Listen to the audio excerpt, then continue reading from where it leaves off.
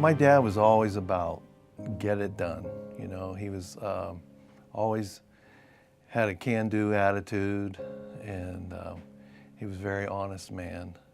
And he hit the ground running, whatever it was. He was really involved in it. And if you weren't a part of what he was doing, then you had to catch up, you know. And I remember one day there was a doubleheader against the Atlanta Braves, and I said to my dad, I said, boy, it'd be really good to it'd be nice to go to the Pirate game. And he said, well, we got to paint the front porch.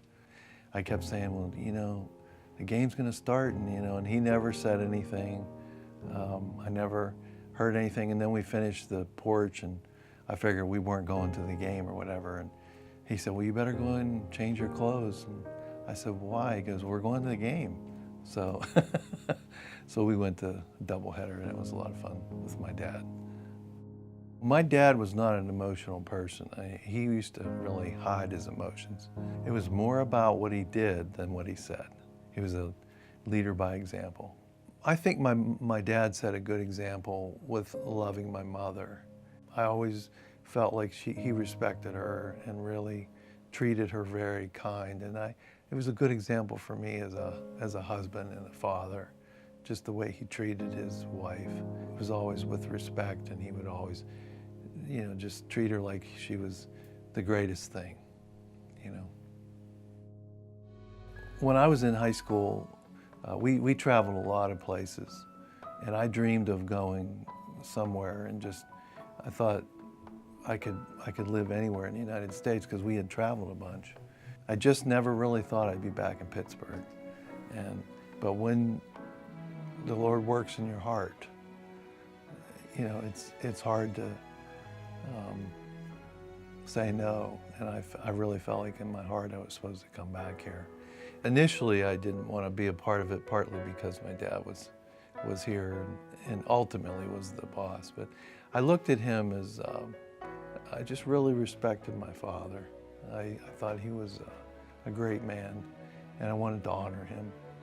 And I think he would have wanted me to be involved in the ministry in some sort of way, but he never pushed me to be like the head of the ministry or told me like someday you're going to be in charge. You know, he always respected what I felt interested in and what I felt called to be, and so that was a good relationship. One of my dad's interests was creation science. He started a TV program really with no budget. We just built a set, kind of like a scientific laboratory. And on this program, we deal with the creation evolution issue. When my father passed away in 2000, we started an Origins Fund because we thought that would honor him more than flowers would. And people really got on board with that. So in 2004, we started with a brand new set and PowerPoint and tried to, you know, make it a little more up-to-date graphically and that sort of thing. And so we started doing the Origins program again. And in the beginning, I wasn't really into it. But the more I learned about it, I could understand what my father was talking about all those years.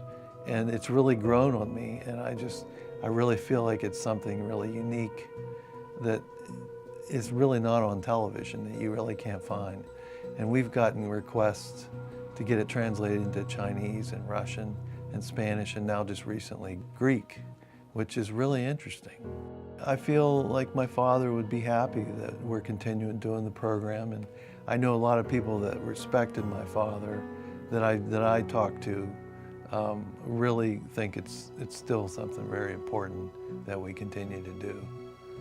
I sensed my father's love in different ways than maybe a lot of people would.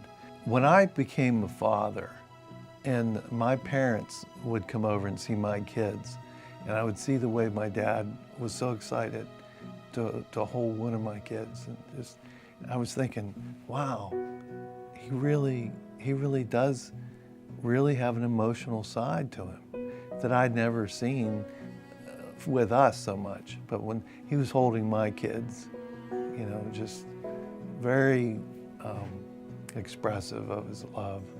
And just now that I'm a grandfather, I understand that.